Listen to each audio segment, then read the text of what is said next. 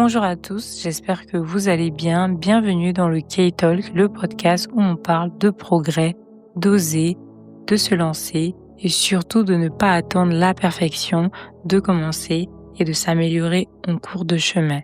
Alors aujourd'hui, je suis super contente de vous parler, tasse de café à la main, je regarde le ciel et je rends tout simplement grâce. Je dis merci au Créateur pour tout ce qui m'arrive en ce moment, que des grâces. Et franchement, peu importe les difficultés, je rends grâce parce que je pense que les difficultés font partie de la traversée de la vie et c'est normal d'en avoir. Alors aujourd'hui, on va parler d'un sujet qui touche tout le monde. J'ai bien dit tout le monde, personne n'est épargné parce que une seule fois dans ta vie, dans votre vie, vous avez essayé peut-être de vous comparer et de vous dire que vous n'avez pas le niveau ou soit vous pensez être en retard par rapport à votre entourage ou à des personnes que vous suivez sur les réseaux sociaux. Et c'est tout à fait normal de se sentir comme ça.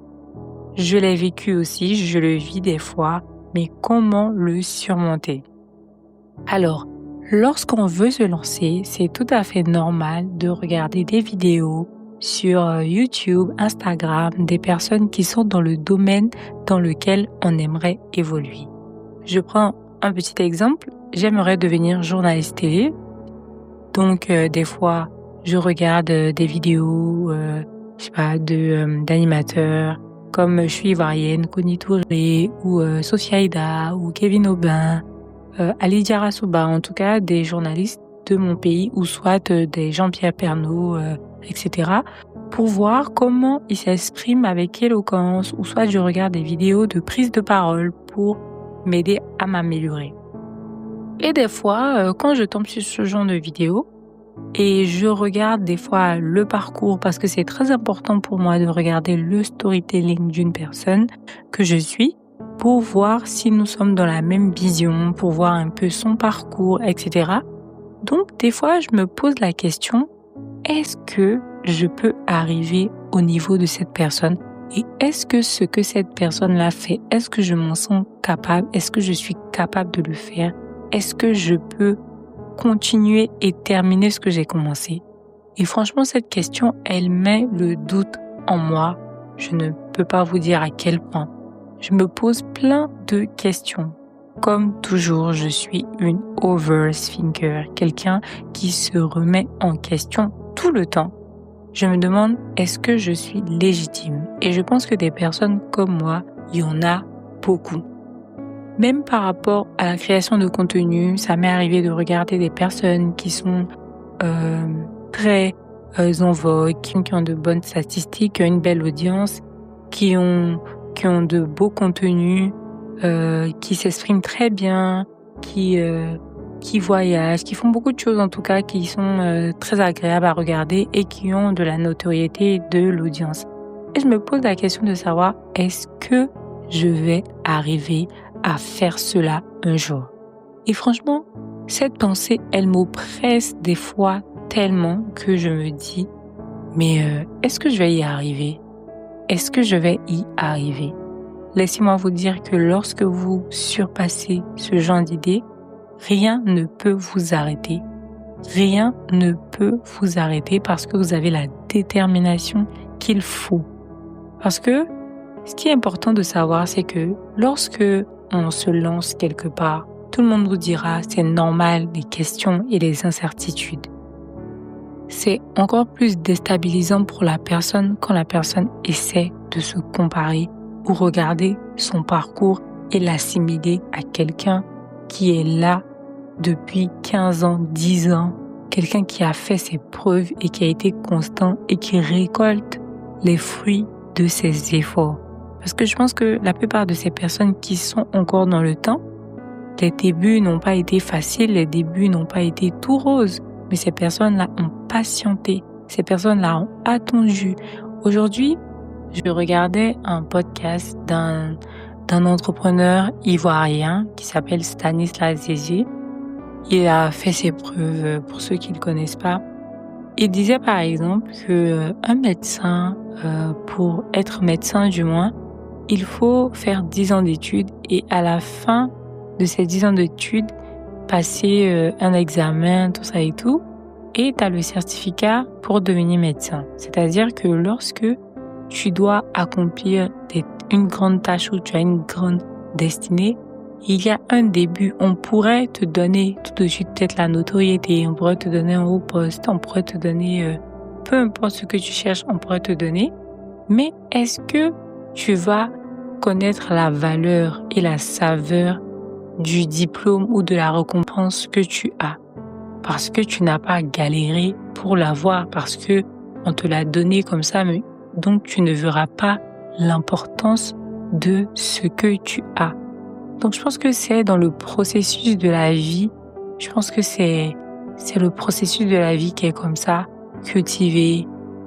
On attend que ça pousse, que ça germe et ensuite on récolte les fruits. Donc c'est normal de patienter, de passer par la tempête, des périls, des doutes, des incertitudes, c'est normal. Mais le plus important, c'est de ressortir de tout ça et de se dire plus tard, je sais pourquoi je l'ai fait et je suis contente de ce que j'ai fait et je suis contente de tout ce que j'ai traversé pour arriver à ce résultat-là. En tout cas, moi, je suis dans une perception actuellement de travail, d'abnégation et beaucoup de courage aussi parce que c'est pas facile de décider de créer du contenu sachant que tout le monde le fait. Et comme j'ai regardé récemment une interview qui disait tout le monde peut faire être communicateur, et être dans les médias, créer du contenu sur les réseaux sociaux, mais personne ne créera comme vous. Donc ne vous dites pas que comme tel ou tel le fait, c'est-à-dire que je ne peux pas le faire, c'est-à-dire que ça sera quelque chose de monotone. Comme on le dit, personne ne fera quelque chose mieux que vous.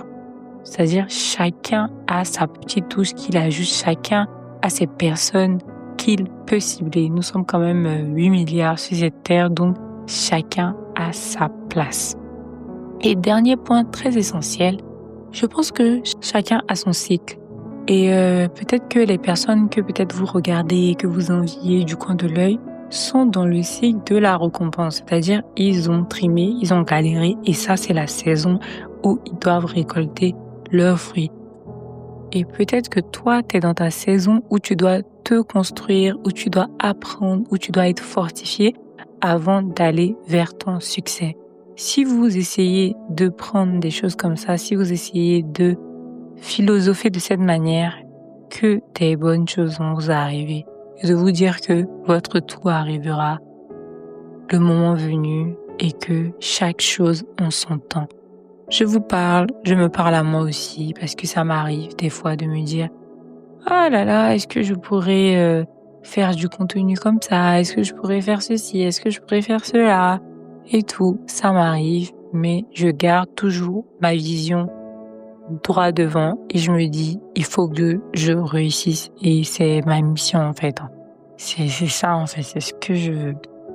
Alors, ainsi prend fin ce podcast. Voilà, je suis contente de vous avoir parlé comme d'habitude. J'aime bien, pas trop durer pour l'instant vu que je suis nouvelle. Allez pas à pas, 10, 5, 8 minutes et au fur et à mesure, on verra, ça sera plus long. J'espère que vous aimez m'écouter. En tout cas, moi, j'aime vous parler.